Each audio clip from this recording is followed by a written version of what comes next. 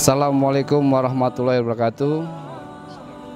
Pada hari ini kami keluarga besar Polres Langsa beserta seluruh komponen masyarakat Kota Langsa melaksanakan kegiatan zikir bersama dengan tujuan untuk meminta doa restu kepada Allah SWT, di mana di tahun 2017 banyak kekurangan yang kita hadapi berkaitan dengan pelaksanaan tugas sebagai aparat, pelayan, pelindung, dan penegak hukum.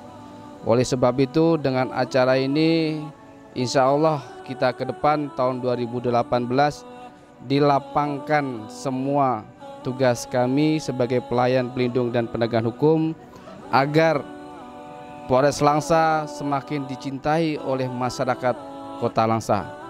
Dengan kegiatan ini kami berharap juga kepada masyarakat Kota Langsa memberikan dukungan kepada kita dalam hal pelaksanaan tugas, yaitu menjaga keamanan dan ketertiban di lingkungannya maupun di keluarganya sendiri. Oleh sebab itu, kegiatan ini seterusnya akan dilaksanakan dengan mungkin bukan saya ataupun mungkin dilanjutkan dengan Kapolres yang baru. Yang jelas kegiatan ini meminta doa restu kepada seluruh masyarakat Kota Langsa dengan ridho dari Allah SWT. Serasa demikian, saya akhiri. Assalamualaikum warahmatullahi wabarakatuh. Ila hadratin Nabi Mustafa Rasulullah sallallahu alaihi wasallam wa alihi wasallam ajma'in. Summa ila malaikatil muqarrabin wa qurrabin summa ila jami'il muslimin wal muslimat wal mu'minin wal mu'minat khususan ila jami'is syukur wa syukur wa syukur. Al-Fatihah wa rahmatullah wa a'udzu billahi minasy syaithanir rajim. Bismillahirrahmanirrahim. Alhamdulillahi rabbil alamin. Ar-Rahmanir Rahim. Maliki yaumiddin. Iyyaka na'budu wa iyyaka nasta'in. Ihdinas siratal mustaqim. Siratal ladzina an'amta 'alaihim ghairil maghdubi 'alaihim waladdallin. Amin ya rabbal alamin. Allahumma salli ala Muhammad. Ya Rabbi salli alaihi wa sallim. Allahumma salli ala Muhammad. Ya Rabbi salli alaihi wa sallim. Allahumma salli ala Muhammad. Ya Rabbi salli alaihi wa sallim. Ikila zurtum bima raja'tum ya akramal khalqi ma naqulu. Ikila zurtum bima raja'tum ya akramal khalqi ma naqulu. Qulu raja'na bikulli khairin wa tama'al fadhu wal usulu. Qulu raja'na bikulli khairin wa tama'al fadhu wal usulu. Allahumma salli ala Muhammad. Ya Rabbi salli alaihi wa sallim. Allahumma salli ala Muhammad. Ya Rabbi salli alaihi wa sallim. Laulaka ya zinatal wujudi ma taba 'arshi wala wujudi. Laulaka ya zinatal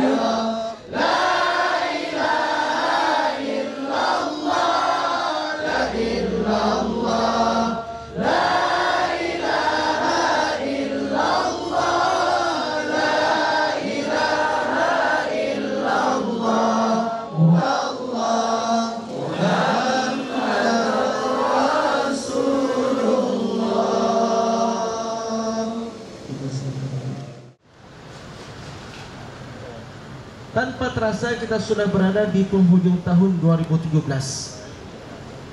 Tahun yang banyak dipenuhi dengan berbagai macam kenangan. Benar, merayakan tahun baru tidak ada landasannya dalam Islam, baik dalam Al-Quran maupun dalam As-Sunnah. Bahkan yang kita jumpai dalam hadis Nabi SAW adalah larangan untuk tasyabbuh bil kuffar, mengikut-ngikut budaya orang-orang kafir. Namun sidang hadirin wal hadirat yang dimuliakan oleh Allah Subhanahu wa taala, dengan ilmu yang benar, kebiasaan yang tidak memiliki nilai pahala, Masya Allah, dapat mengubah kebiasaan tersebut menjadi bernilai di sisi Allah Subhanahu wa ta'ala. Sebagaimana kita ketahui, makan dan minum merupakan kebiasaan. Namun jika kita makan dan minum, kita niatkan untuk kita kuat dalam beribadah, kuat dalam melanjutkan estafet kehidupan, untuk memikul amanah yang dibebankan oleh Allah Subhanahu wa ta'ala, maka setiap suap yang masuk ke dalam perut kita akan bernilai ibadah di sisi Allah Subhanahu wa ta'ala. Jadi apa yang mengubah semuanya itu? Niat. Kalau seandainya di malam tahun baru, penghujung akhir tahun, kita lakukan muhasabah, maka muhasabah tersebut termasuk yang diperintahkan oleh Allah, diperintahkan oleh Rasulullah SAW. Bayangkan, Rasulullah SAW setiap hari bermuhasabah. Demi Allah, kata Rasulullah, wallahi inni la astaghfirullah fi kulli yawm 70 marrah.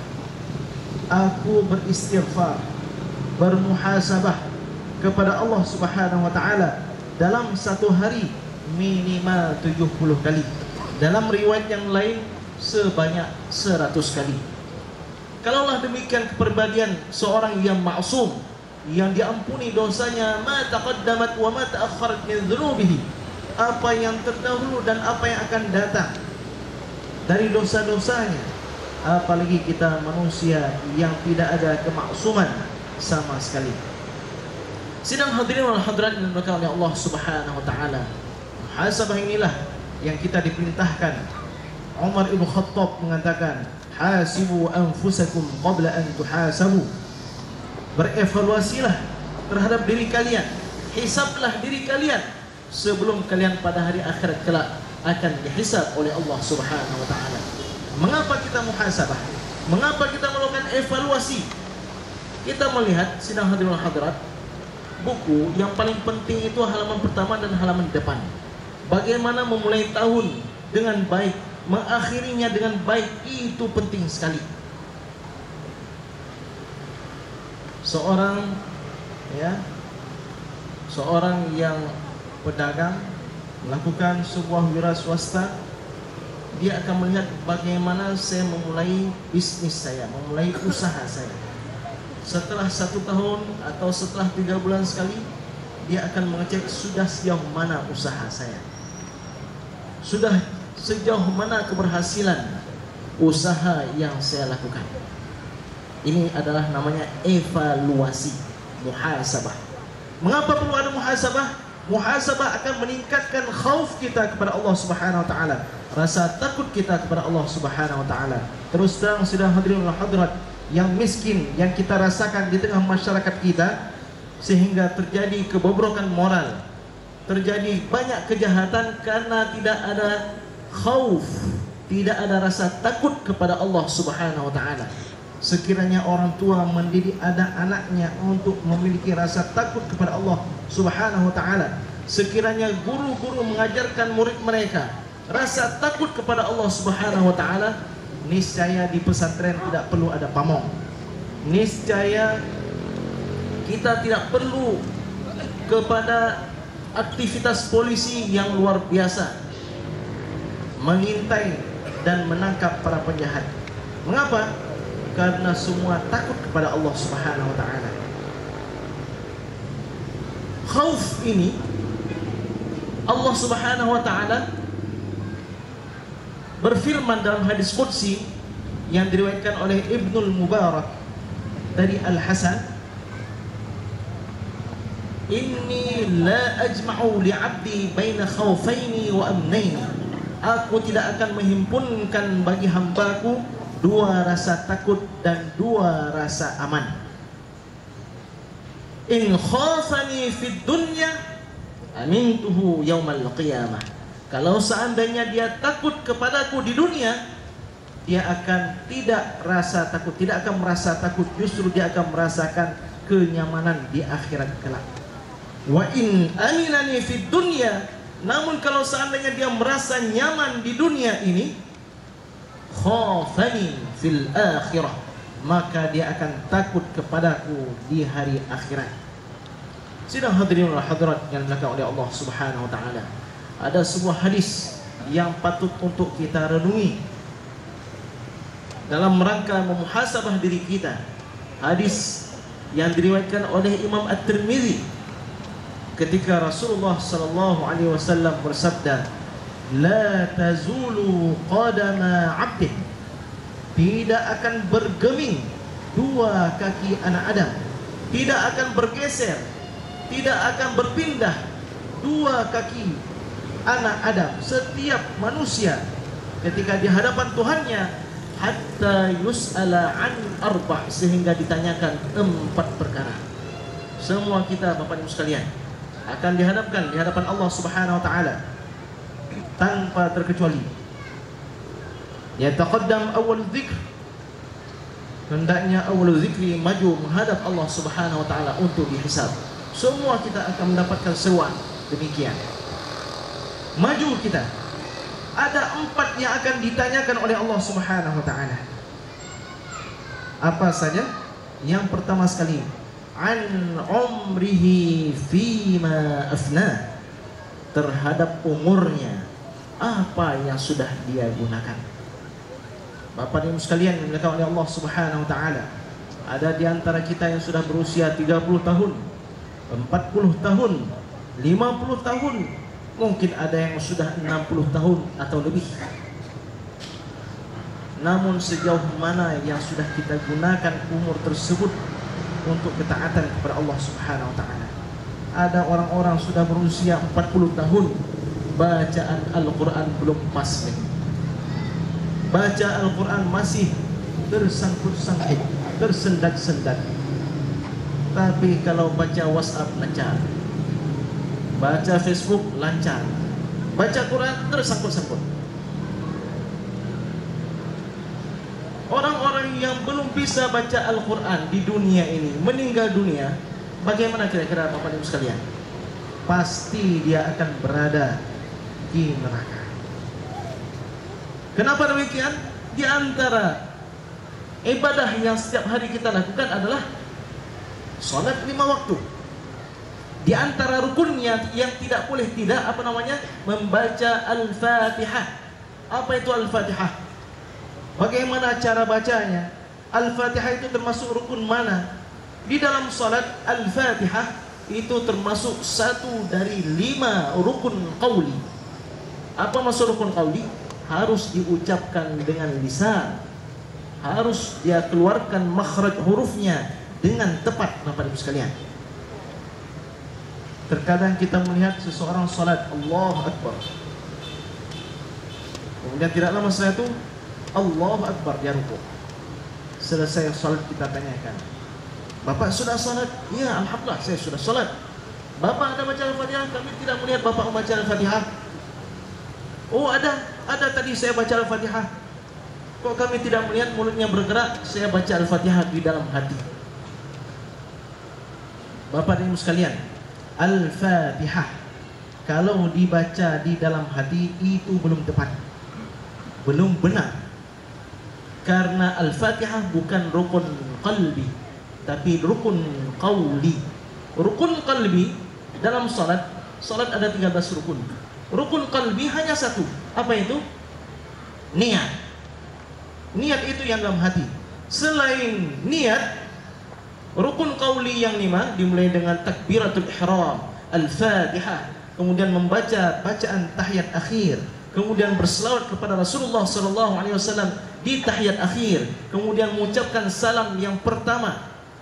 Ini 5 ini adalah rukun qauli yang harus dia perdengarkan minimal dirinya sendiri. Harus keluar dengan makhraj yang tepat. Allah Akbar. Ini namanya apa? Sir. Kalau jahar bagaimana? Jahar itu memperdengarkan kepada orang. Kalau dalam salat itu sampai dengar saf ketiga, kelima, belakang demikian juga. Ini namanya jahar. Sedangkan sir adalah bacaan yang dia memperdengarkan dirinya sendiri. Orang sebelah kanan, sebelah kirinya hanya mendengar suara-suara kecil. Ini baru dikatakan dengan membaca, baru dikatakan dengan qiraah. Sudah sejauh mana kesadaran kita untuk membaca Al-Quran? Minimal membaca surat Al-Fatihah. Apakah sudah benar bacaan Al-Fatihah kita? Karena terkait dengan Al-Quran, sidang hadirin hadirat, bukan sembarangan. Kita diperintahkan untuk membaca Al-Quran sebagaimana diturunkan. Allah Subhanahu wa taala berfirman, "Warattilil Qur'ana tartila." Bacalah Al-Quran dengan sebenar-benar bacaan. Kami alhamdulillah di Mesir itu belajar kepada para masyayikh, guru-guru, yang mana guru-guru tersebut mendapatkan ilmu dari guru-guru mereka, dari guru-guru mereka lagi hingga ke tabi'in, hingga ke sahabat, hingga ke Rasulullah SAW. Wabil khusus tentang Al-Quran. Inilah yang dikatakan dengan membaca Al-Quran sesuai dengan ilmu tajwid bersanad.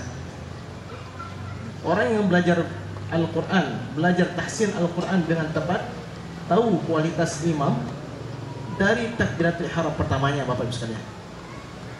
Allahu Akbar. Oh, ini berarti imamnya belum belajar ilmu tajwid benar. Kenapa? Di mana salahnya? Allahu Akbar. Allah. Oh. Apakah ada huruf O dalam bahasa Arab? Ada huruf O, Ibu sekalian? Yang ada apa? Yang ada A. Jadi bukan Allah, tapi Allah. A. Allahu Akbar. Begitu juga dalam tahlilan samadiyah. Qul huwallah. Ya, qul huwallah. Di mana salahnya? Salahnya pada apa? Qul huwa. Qul huwallah. Wa. Qul huwa. Apakah ada dalam bahasa Arab wa? Ya, ada dalam bahasa Aceh. Huwa. Waho. Ya kan? Waho. Ho. Bukan demikian. Qul huwa. Qul huwallahu ahad. Ini baru benar bacaannya. Oleh karena itu, sidang hadirin hadirat, banyak yang kita pelajari. Sebelumnya bapak-bapak yang sudah tua tidak bisa baca WhatsApp, sekarang sudah bisa baca WhatsApp. Tapi harus diseimbangkan. Jangan WhatsApp bisa baca, Facebook bisa baca, tapi Al-Quran tidak bisa dibaca. Sidang hadirin hadirat, ini akan dipertanyakan. Orang yang meninggal dunia sebelum bisa membaca Al-Quran sangat-sangat menyedihkan. Ini termasuk orang-orang yang menzalimi diri mereka sendiri. Jangan sampai kita meninggal dunia dalam kondisi tidak bisa baca Al-Quran. Mereka akan bertanya, berapa umur yang sudah diberikan oleh Allah Subhanahu wa taala untuk kamu? 40 tahun, 50 tahun, 60 tahun, apa yang kamu lakukan? Tidak adakah waktu yang kamu siapkan untuk belajar Al-Quran? Mungkin kita akan mengatakan, ya Allah, kami ini termasuk orang-orang yang sibuk, orang-orang yang lemah, tidak mampu pergi ke majlis ilmu. Bapak Ibu sekalian, kalau tidak bisa kita menghadiri majlis ilmu, panggil mereka. Kami tidak mendapatkan. Siapa katakan tidak ada guru tajwid, guru tahsin itu ada. Belajar. Kami malu. Kenapa malu? Seharusnya kita malu ketika berada di hadapan Allah Subhanahu wa taala. Sidang hadirin hadirat, usia itu adalah amanah. Sebagian kita menghabiskan waktu di kafe bermalam-malam sampai larut malam, malam ini, malam esok dan seterusnya, tanpa kita sadari padahal usia tersebut akan diminta pertanggungjawaban oleh Allah Subhanahu wa taala. Ada yang mengatakan, Ustaz, yang Ustaz katakan itu betul atau tidak? Yang kami fahami, masuk ke dalam kubur seseorang ditanyakan apa? Man rabbuka? Ma dinuka? Man imamuka? Man ikhwanuka? Hanya 5 pertanyaan lebih dan kurang. Sudah hadirin hadirat yang dimuliakan oleh Allah Subhanahu wa taala. Pelajari ilmu dengan sebenar-benarnya. Seorang mukmin dalam hadis yang diriwayatkan oleh Imam Al-Baihaqi akan ditanyakan di dalam kuburnya selama 7 hari. 7 hari. Apa saja ditanyakan 7 hari itu? Siang dan malam ditanyakan. Apakah Al-Quran tidak ditanyakan? Sudah sejauh mana kamu bisa membaca Al-Quran? 24 jam sehari semalam. Berapa waktu yang kamu sediakan untuk membaca Al-Quran? Kaum salafun salih, kita baca dalam kitab At-Tibyan fi Adab Hamalatil Quran yang dikarang oleh Imam Abu Zakaria Yahya bin Sharaf An-Nawawi, wafat pada tahun 676 Hijriah, adalah kaum salaf menganggap minimal masa paling lama untuk mengkhatamkan Al-Quran adalah dalam 40 hari. Setiap hari baca. Orang yang meninggalkan bacaan Al-Quran 4 hari itu sudah dianggap berhijrah dari Al-Quran. Ada sebahagian mahasiswa saya tanyakan, kapan kamu baca Al-Quran terakhir kali?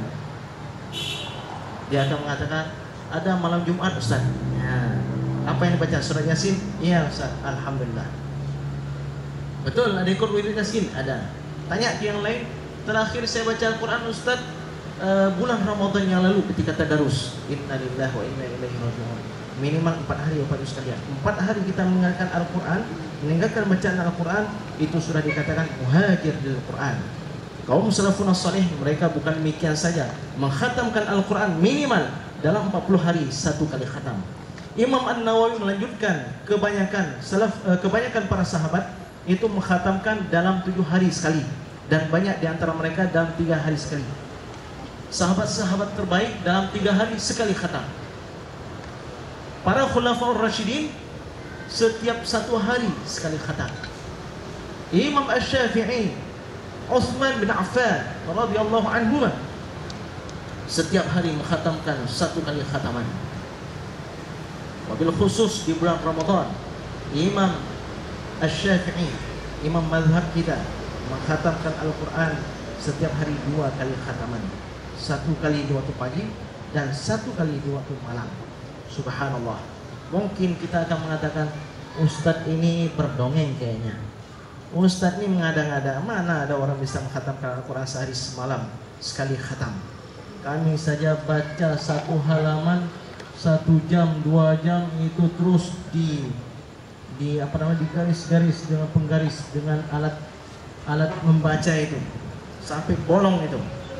Alif lam mim salah satu sebacanya. Bapak Ibu sekalian, saya akan menceritakan pengalaman saya ketika di Mesir bertemu dengan salah seorang murid daripada Imam Al-Hasan Al-Banna. Imam Hasan Al-Banna punya seorang murid yang bernama Syekh Ali Nawaitu. Syekh Ali Nawaitu itu pernah pergi ke Indonesia. Untuk kegiatan dakwah. Jadi kami dibawa oleh beberapa orang sahabat. Waktu itu kami 3 orang. 1 orang Mesir, 1 orang Indonesia dari daerah Banten, dan 1 lagi dari Langsa. Syekh Ali Nawaitu, kami sudah melakukan perjanjian untuk bertemu dengan beliau. Di pagi hari pukul 8 kami tekan bel rumah beliau. Beliau bukakan pintu, beliau bacakan Al-Quran. Ya, kemudian beliau buka pintu, beliau baca, beliau ucapkan ahlan wa sahlan. Kami ucapkan assalamualaikum. Dipersilahkan kami untuk masuk, untuk duduk. Dalam mempersilahkan tersebut, beliau membaca Al-Quran. Setelah kami duduk, beliau pergi ke dapur sambil terus membaca Al-Quran. Pergi ke dapur, ternyata mengangkat minuman, mengangkat buah-buahan sambil terus membaca Al-Quran. Kemudian beliau duduk di hadapan kami, beliau berhenti membaca Al-Quran. Beliau tanyakan, "Kaifahalukum?" Mas, muka jadi ta'aruf di antara kami, terjadi dialog antara kami. Banyak pertanyaan yang kami siapkan. Kami bertanya sampai lebih kurang setengah jam. Setelah setengah jam habis pertanyaan kami diam. Lalu beliau kembali membaca Al-Quran. Subhanallah. Lalu kami bertanya, wahai Syekh, engkau dalam sehari berapa juz yang kau baca? Ya Syekh, fil yawm kam juz'an taqra' minal Quran? Beliau menjawab, min fadlillah akhtim kulla yawm khatmah. Rahmat dari Allah Subhanahu wa taala sudah menjadi kebiasaan saya dari muda. Setiap hari saya mengkhatamkan 1 kali khataman. Subhanallah. Itu bukan Imam Syafi'i, manusia yang hidup di abad 21 Masehi. Saya mencoba, Bapak Ibu sekalian, saya melihat ternyata kalau bacaan kita itu sudah bagus dan kita sudah menghafal, 1 juz itu minimal dengan bacaan cepat yang tidak terlalu cepat bisa kita baca 20 menit. 20 menit selesai juz 1. 20 menit selanjutnya selesai juz 2. Berarti dalam 1 jam itu kita bisa membaca 3 juz. Dalam 10 jam berapa juz? 30 juz. Masya Allah. Dalam 10 jam kita bisa mengkhatamkan Al-Quran. Dan apakah itu sudah sehari semalam? Tidak. Masih ada 14 jam lainnya. Bapak dan Ibu sekalian yang dimuliakan oleh Allah Subhanahu wa taala, jangan remehkan Al-Quran. Al-Quran akan membawa kita ke derajat yang sangat tinggi.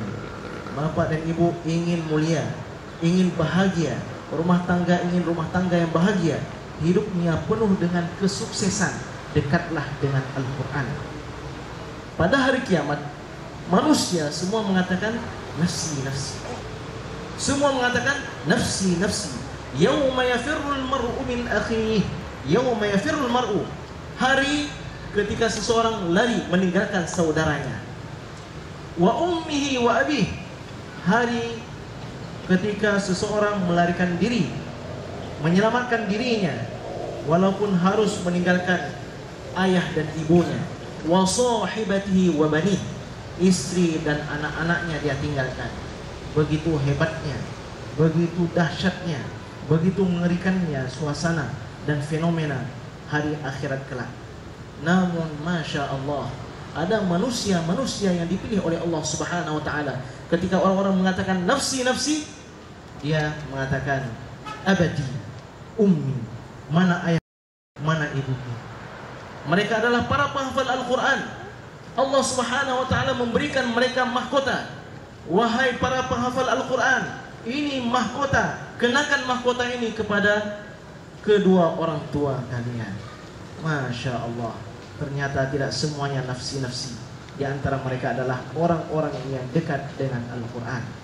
Karena itu Ibrahim Al-Maqdisi mewasiatkan kepada muridnya, wahai muridku, jangan tinggalkan Al-Quran. Dekatlah dengan Al-Quran. Karena sejauh mana dekatmu, interaksimu dengan Al-Quran, maka sejauh itu pula Allah Subhanahu wa taala akan memberikan kesuksesan kepada kamu.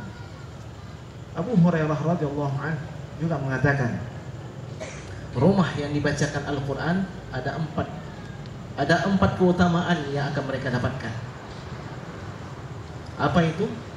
Al-bait alladhi yutla fihi Al-Quran, rumah yang dibacakan Al-Quran di dalamnya. Ittasa'a bi ahlihi, akan terasa lapang bagi penghuninya. Wa kathura khairuhu, dan akan banyak kebaikannya. Wa takhruju minhu syayatin, rumah tersebut akan keluar darinya para syaitan. Jin ifrit, jin khannas, berbagai macam jenis jin itu akan keluar dari rumah tersebut. Dan yang keempat, wa tadkhulu fihi al-malaikah, dan rumah tersebut akan didatangi oleh para malaikat dengan berbondong-bondong. Masya Allah. Maka karena itu kita melihat banyak orang-orang hidupnya biasa-biasa saja, tapi karena sebab guru ngaji, rajin membaca Al-Quran, rumah tangganya sakinah, mawaddah, warahmah. Oh Ustaz, tidak, di kampung kami ada guru ngaji bertengkar tiap hari. Bagaimana Ustaz? Coba tanyakan, itu guru ngaji baca Quran di rumah orang atau di rumah dia sendiri? Ada guru ngaji, betul guru ngaji, tapi di rumah nggak pernah baca Al-Quran. Di rumah orang dia baca Al-Quran, dia ajar anak orang, tapi di rumahnya dia tidak mengajarkan anaknya sendiri. Bagaimana akan mendapatkan 4 keutamaan tersebut? Sebaliknya kata Abu Hurairah, rumah yang tidak dibacakan Al-Quran di dalamnya ada 4 kecelakaannya. Bukan hanya kecelakaan lalu lintas, ternyata ada kecelakaan dalam rumah tangga. Yang pertama sekali, dhaqa bi ahlihi, terasa sempit bagi penghuninya.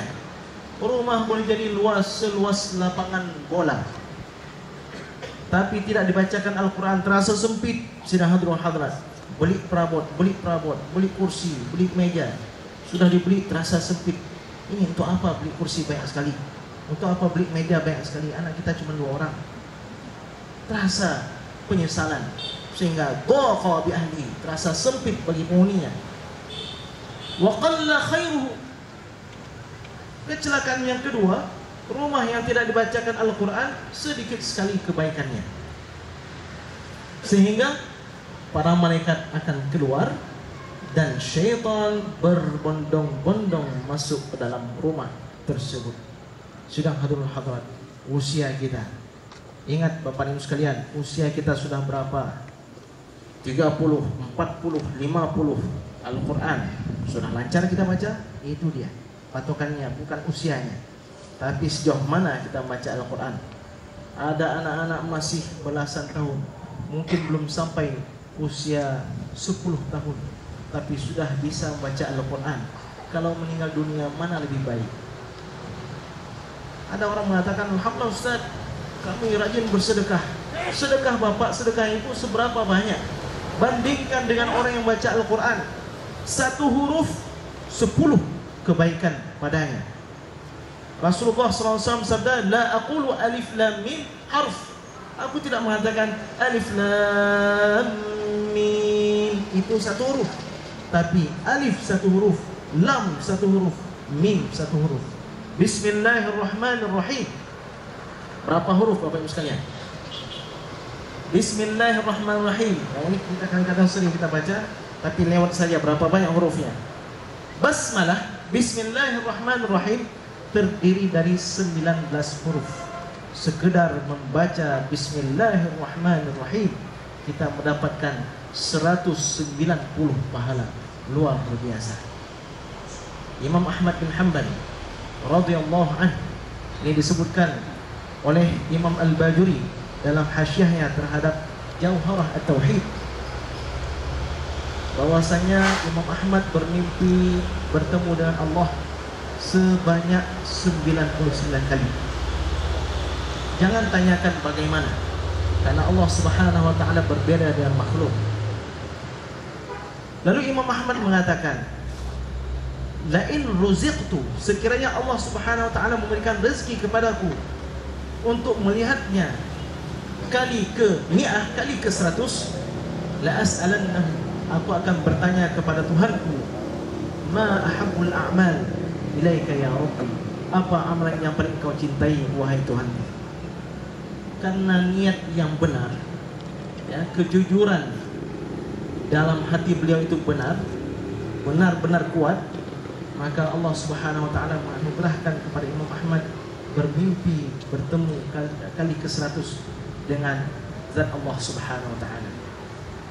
Lalu Imam Ahmad bertanya, ya Rabb, wahai Tuhanku, ma ahabbul a'mal ilaik, amalan apa yang paling engkau cintai?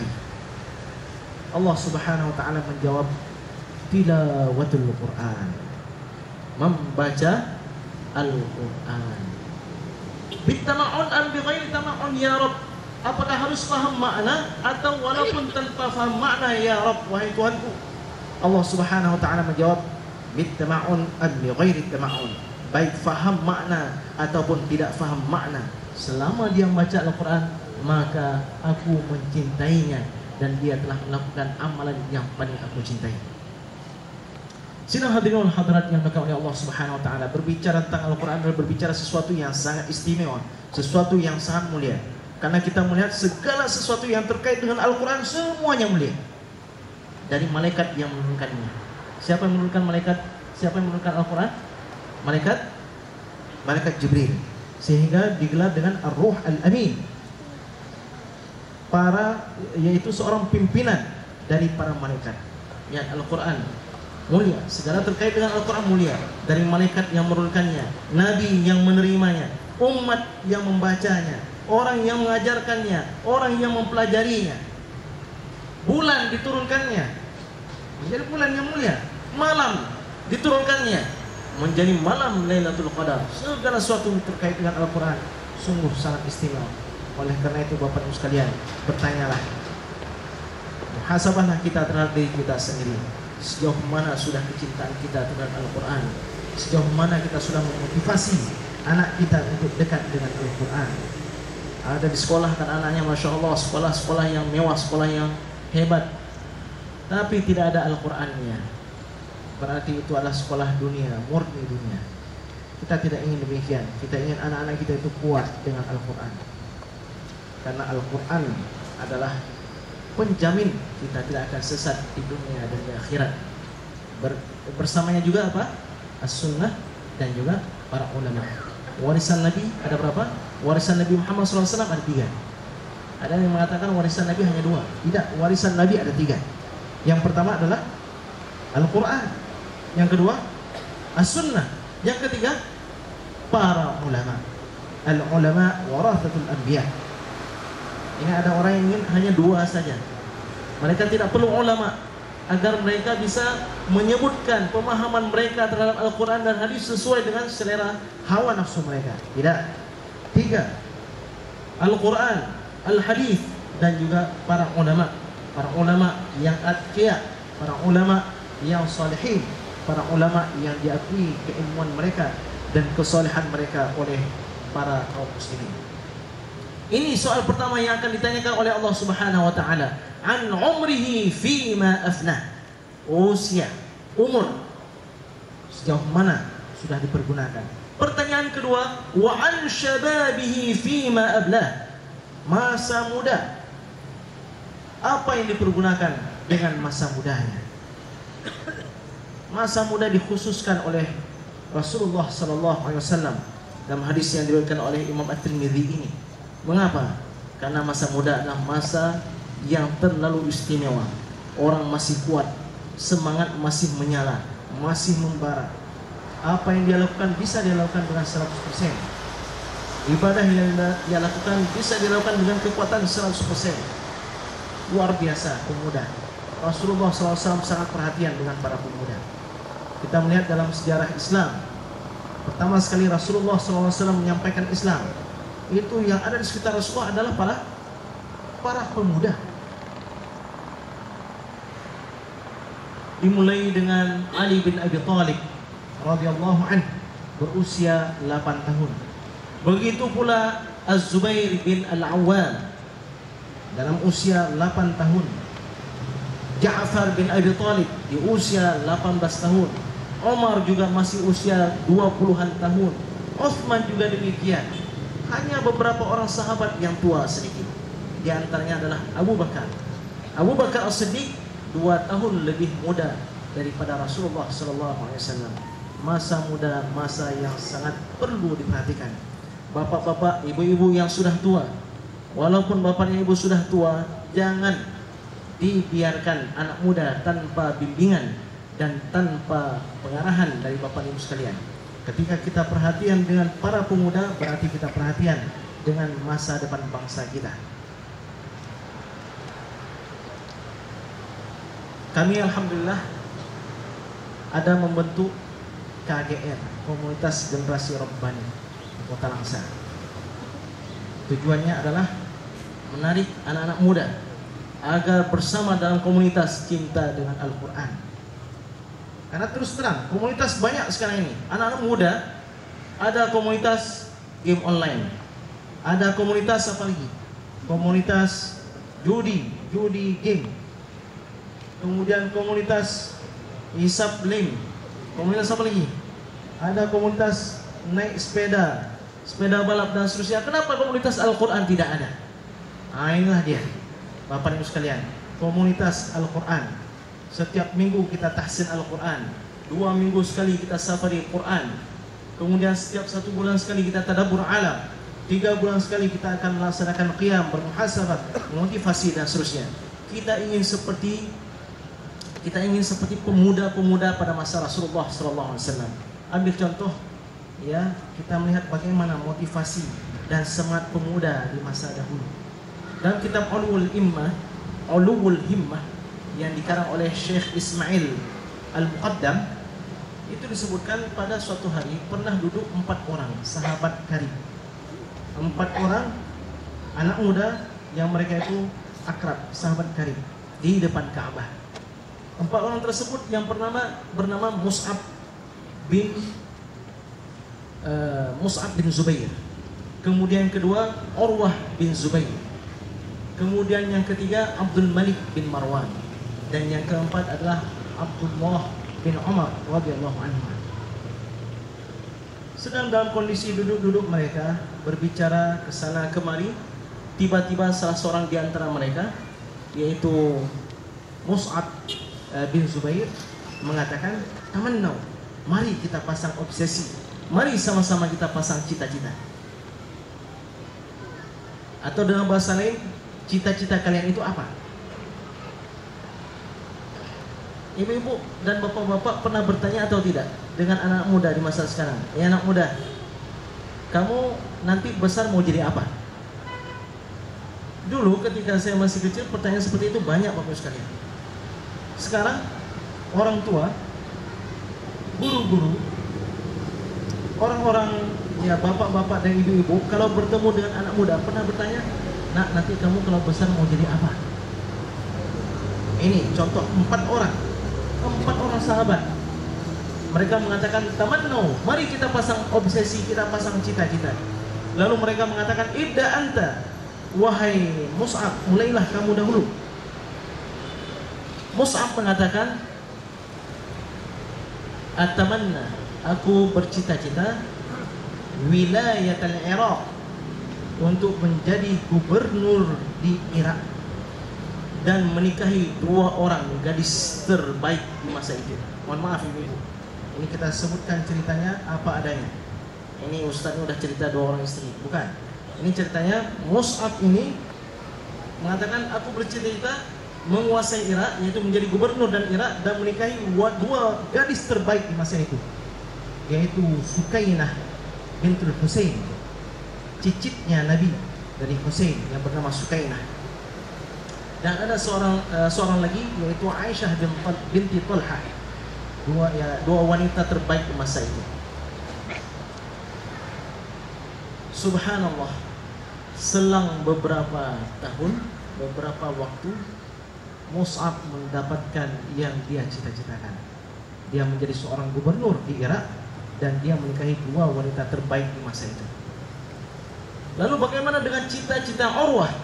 Urwah bin Az-Zubair, saudara daripada Mus'ab, di waktu itu mengatakan, "Atamanna, aku bercita-cita ayyuhmala anni al-fiqh wal hadith." Aku bercita-cita agar kiranya aku menjadi ulama di bidang fikih dan di bidang hadis. Orang-orang mengambil ilmu dariku. Selang beberapa tahun, beberapa masa, Urwah bin Az-Zubair menjadi ulama terkemuka di masanya, menjadi seorang ahli hadis dan seorang faqih, seorang ahli fiqih. Bagaimana dengan cita-cita Abdul Malik bin Marwan? Ternyata cita-cita Abdul Malik bin Marwan lebih hebat lagi. Abdul Malik bin Marwan mengatakan di waktu itu di depan Multazam, di depan Ka'bah, "Atamanna khilafatal muslimin." Aku bercita-cita agar kiranya menjadi khalifah bagi kaum muslimin. Selang beberapa tahun, selang beberapa waktu, Abdul Malik bin Marwan menjadi seorang khalifah, seorang pimpinan tertinggi bagi kaum muslimin di waktu itu. Bagaimana dengan cita-cita sahabat mereka yang terakhir ini, yang bernama Abdullah bin Umar radhiyallahu anhuma, putra dari Umar ibn Khattab? ternyata cita-cita Abdullah bin Umar mengalahkan 3 cita-cita terdahulu atau 3 sahabat yang lain. Apa cita-cita Abdullah bin Umar? Setelah dia dengarkan ada yang ingin menjadi seorang ulama, ada yang ingin menjadi gubernur di Irak, ada yang ingin menjadi seorang khalifah. Apa cita-cita yang lebih tinggi daripada itu? Ternyata Abdullah bin Umar radhiyallahu anhu mengatakan, "Atamanna an alqa rabbi wa huwa radin anni, thumma adkhulul jannata bih." Aku bercita-cita agar aku bertemu dengan Tuhanku dalam kondisi Tuhanku ridha kepadaku dan aku diizinkan masuk ke dalam surga Jannatul Na'im. Subhanallah. Sidang hadirin hadirat, 4 cita-cita yang luar biasa. Tidak ada yang salah dengan 4 cita-cita ini. Bagaimana dengan obsesi anak muda kita di masa sekarang ini? Kalau kita tanyakan, "Nak, mau jadi apa? Adik-adik mau jadi apa besar nanti?" Ya? Bagaimana? Ini sebagai contoh misalnya. Malu untuk menjawab. Harus punya obsesi adik-adik sekalian. Kita harus punya semangat. Di tahun 2018 apa target kita? 2017 apa yang kurang kita? Kita perbaiki agar 2018 tidak terulang kesalahan yang serupa. Intinya setiap hari yang kita lalui harus lebih baik daripada sebelumnya. Setiap minggu yang kita lalui harus lebih baik daripada minggu sebelumnya. Bulan yang kita lalui harus lebih baik daripada bulan sebelumnya. Tahun demikian juga. Dekade dan seterusnya harus lebih baik daripada sebelumnya. Sambil kita memasang tawakal kita kepada Allah Subhanahu wa taala, karena usia di tangan Allah Subhanahu wa taala. Baik, 2 pertanyaan ya, 2 pertanyaan dari Tuhan kita ketika kita berada di hadapannya. An syababihi fima ablah. Bagaimana dengan pertanyaan yang ketiga? Pertanyaan ketiga ini unik Bapak Ibu sekalian.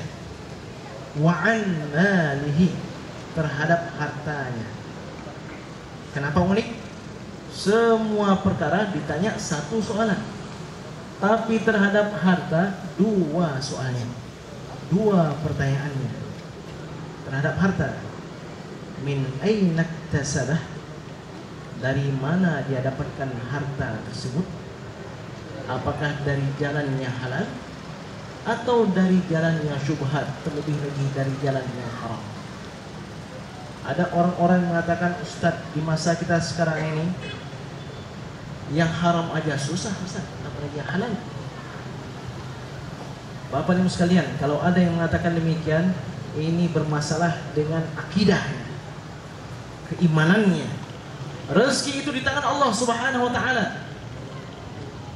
Ketika kita benar di jalan Allah, Allah akan berikan kecukupan kepada kita. Takwa adalah kunci rezeki yang paling utama. Orang yang bertakwa, Allah berikan rezeki kepadanya. Wa may yattaqillaha yaj'al lahu makhraja. Orang yang bertakwa kepada Allah Subhanahu wa taala akan diberikan solusi dalam segala permasalahannya. Ada masalah dalam rumah tangga, ada masalah dalam pendidikan, ada masalah dalam dunia bisnisnya dan seterusnya. Yang pertama sekali harus diperbaiki adalah takwanya kepada Allah Subhanahu wa taala. Kenapa? Yaj'al lahu makhraja. Diberikan solusi dalam setiap permasalahan hidupnya. Wa yarzuqhu min haitsu la yahtasib. Keuntungan takwa yang kedua, orang tersebut akan diberikan rezeki dari jalan yang tidak pernah dia duga-duga. Bagi saya dan bagi Bapak dan Ibu sekalian, bagi adik-adik yang berhadir dalam majlis yang mulia ini. Selanjutnya mari Bapak Ibu sekalian kita bermunajat kepada Allah Subhanahu wa taala. Mudah-mudahan Allah Subhanahu wa taala menjadikan detik ini detik untuk terus kita meningkatkan kualitas kita, meningkatkan kualitas takwa kita, kesolehan kita, sehingga Allah Subhanahu wa taala semakin ridha terhadap kita. Amin ya rabbal alamin. A'udzu billahi minasyaitonir rajim. Bismillahirrahmanirrahim. Alhamdulillahi rabbil alamin, hamdan yuwafi ni'amahu wa yukafi'u mazidah. Ya Rabbana lakal hamdu wa lakal syukru kama yanbaghi li jalali wajhika wa 'azimi sultanik. Allahumma salli ala sayyidina Muhammadin nabiyil ummi wa ala alihi wa sahbihi wa barik wa sallim. اللهم أحسن عاقبتنا في الأمور كلها وأجرنا من خزي الدنيا وعذاب الآخرة. اللهم اجعل أول يومنا هذا صلاحا وأوسطه فلاحا وآخره نجاحا. اللهم إنا نسألك خير هذا اليوم وخير ما فيه وخير ما بعده، ونعوذ بك من شر هذا اليوم وشر ما فيه وشر ما بعده. Ya Allah, jadikanlah kami menjadi hamba-Mu yang semakin hari bertambah usianya menjadi semakin baik, ya Allah. Ya Allah, jika kami ini seorang anak yang memiliki orang tua, jadikanlah kami sebagai anak yang lebih baik dan lebih berbakti kepada kedua orang tuanya. Ya Allah, jikalah kami ini orang tua, maka jadikanlah kami ini orang tua yang semakin hari semakin baik dalam menyayangi dan dalam mendidik anak-anak kami. Ya Allah, jikalah kami ini sebagai kepala keluarga, jadikanlah kami kepala keluarga yang lebih bertanggung jawab, peduli dengan keselamatan keluarganya di dunia dan di akhirat. Ya Allah, jikalah kami ini seorang istri yang hidup bersama suami dan anak-anaknya, yang selama ini kami mungkin ada kesalahan dan kesilapan, jadikanlah kami ini sebagai istri yang salihah, penyejuk mata bagi suami kami, menjadi ibu yang baik dan yang terbaik bagi anak-anak kami. Jadikanlah keluarga kami keluarga yang bahagia dunia dan akhirat. Allahumma wa ma qadaita lana minal amri faj'al 'aqibatahu rasyada. Ya Allah, jadikanlah kami dekat dengan Al-Quran. Ya Allah, jadikanlah kami keluarga-Mu, yaitu orang-orang yang dekat dengan Al-Quran, gemar membaca Al-Quran, gemar mempelajari Al-Quran, dan gemar mengamalkan Al-Quran. Ya Allah, jadikanlah kami sebagai keluarga-Mu, keluarga yang Engkau istimewakan dan Engkau khususkan kebahagiaan di dunia, terlebih lagi kebahagiaan di akhirat, yaitu dengan Quran-Mu, ya Allah.